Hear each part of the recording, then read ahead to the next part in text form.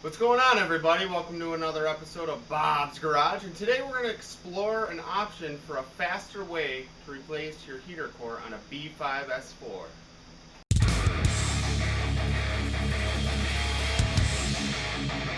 Right, so just a quick rundown as to what happened. So I was replacing my heater core for the second time, and I posted a picture online basically saying like, hey, look, I'm replacing my heater core, and I think I found a way to cut my time in half.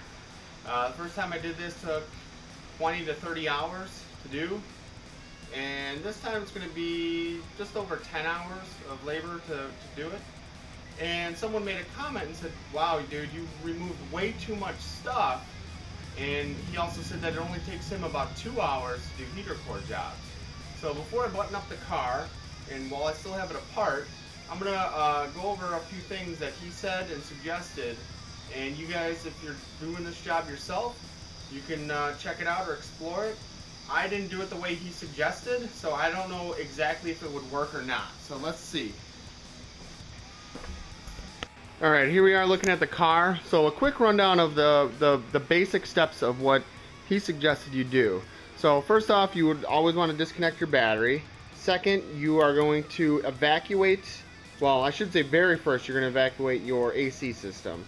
But after it's evacuated, disconnect your battery, then remove this bolt that holds this coupler in place. From there, you are going to remove all of your center trim. So I believe you're going to have to remove this portion back here. If you want to learn how to do that, check out my other heater core series. I went step by step on how I got to this point to replace the heater core. Now, having said that, what he suggested is you're going to leave your dash pad on. So that's not going to come off at all, I believe. And what he said to do is you can release this entire core system here by leaving your dash pad on. Now what you would need to do is you can access all these nuts from outside, from like basically this access port here, even with the dash pad on. So you have one here. Let's come around to the other side of the car. It's cicada season, so it's a pain to film videos. You have two here. You have one that kind of comes up from the brake pedal and bolts into a bracket into the core. So there's one there. So what is that? That's 2, 3, 4. And then the fifth core support bolt is attached to this bracket up here. And you actually access that from under the hood. So you'd have to remove your trim piece here and reach up underneath here, and you can feel where that bolt is. So that would release your heater core, or I'm sorry, your dash core. I'm calling this your core. Your dash pad, I believe, more or less connects to this via all these supports and stuff. So as far as I can tell, your dash pad would stay in place via the method that they said. Now, I mentioned it before in a different video, but so if you look back in here, all those multicolored connectors, they're coming straight down from above. So if we follow those up and go around, those connectors more or less are right below your ECU box. This is your ECU box. So you would open this up, remove all these nuts or all these bolts, pop the cover off, your ECU's in there. Underneath the ECU is where all those wires from the ECU pass through. So you can actually reach, after you get your ECU out, you can reach through, there's a hole, and disconnect all those plugs. Alright, so having said that, once you have those plugs disconnected, then you can more or less remove your dash and the core and everything, except you have this center huge metal piece to deal with. So you are going to have to remove your lower bolsters, which are those pieces that kind of come down here on both sides. That will gain you access to either side of this black metal bracket in the center of your dash. So it's basically the metal bracket that's behind where your radio is. So there's 2 bolts here on the right side, 2 bolts here, down here on the left side. And from there might be some more bolts along the sides here and here. You'll have to kind of dig around there. Also, you have 1 nut here that'll have to come out. And I already mentioned it, or maybe I failed to mention, but you'll have to remove your radio. You will need special keys to do that. Check out my intro to how to remove a heater core video, and you can see what those keys look like, or what they are if you don't know what I'm talking about. And from there, I'm guessing you would have to just pull out these these plastic vents. They're just push in, so those are easy to remove. You just pop them out, pull them out. There's 1 on either side, because this black thing is going to still be attached to your core. Like if you look up here, it's still attached, but you're going to be moving it forward, and these plastic vent pass-throughs are going to be in the way. I know none of this is really making sense, so if you've done a heater core on one of these cars before, you might be like, holy crap, this is a great idea. Wow, why didn't I think of it sooner? If you've never done one before, you may just want to follow my other video series and do it the long way. So the long way means removing all of your passenger airbag stuff, removing your dash pad. As you can see, that's all over here. It's upside down, but removing your gauges, all that.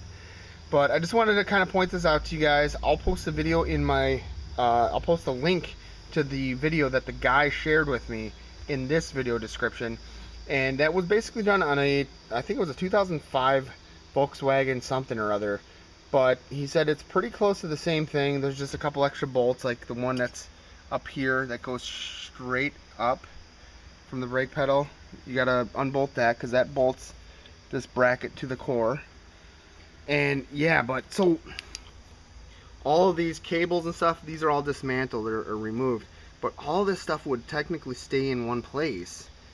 I don't know if that'll work, guys. I don't know. So but go ahead and try it out. Let me know if anyone gives it a try. If anyone of you guys do a heater core change and you leave the dash pad on and all that, let me know if it works. So where I'm basically getting at is you're gonna leave this core, your heater box, which is the box that actually holds the heater core, your dash pad, and what else?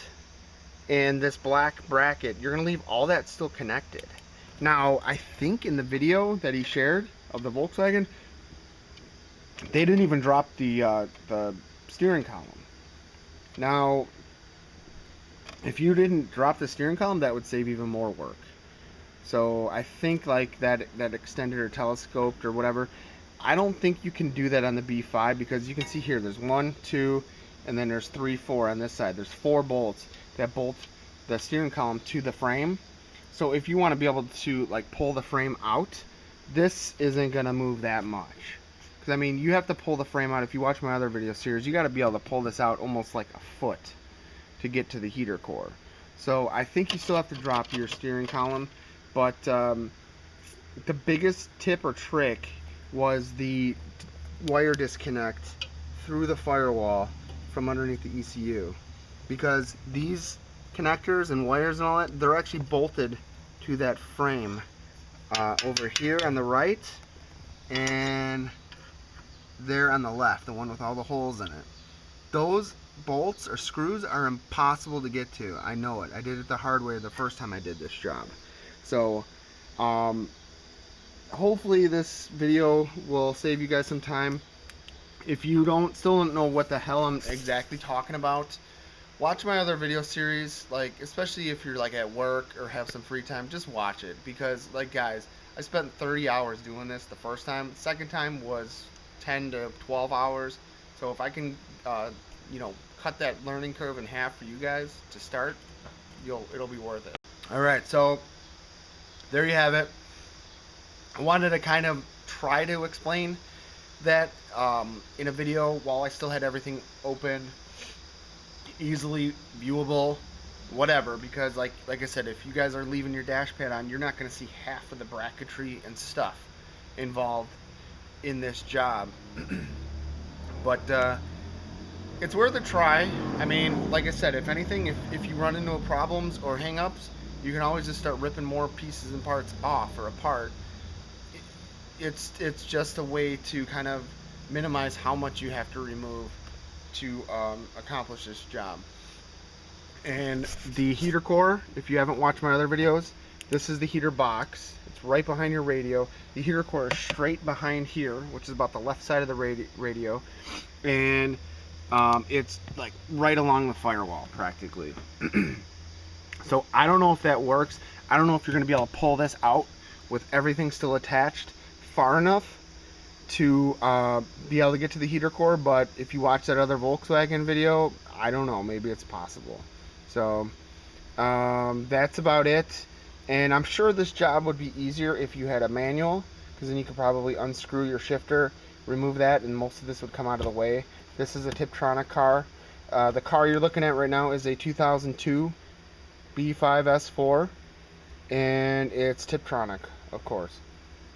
So stay tuned. Thanks for checking this video out. I'm open to any of your guys' comments or suggestions. This job sucks. Doing a heater core sucks. So any tips or tricks that you guys have, please share them. I'm trying to spread the word as well. I don't know if this way will work because I'm not doing it that way, but if I have to do this job again, I'm going to try it that way. So stay tuned for more and check out my other videos. See ya!